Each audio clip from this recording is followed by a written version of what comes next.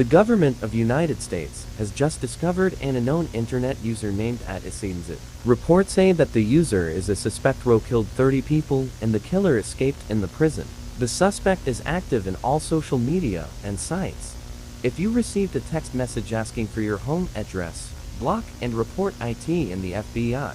The FBI will receive your reports. Stay safe, hide in safe areas, do not interact with strangers, block windows and doors with the strong objects.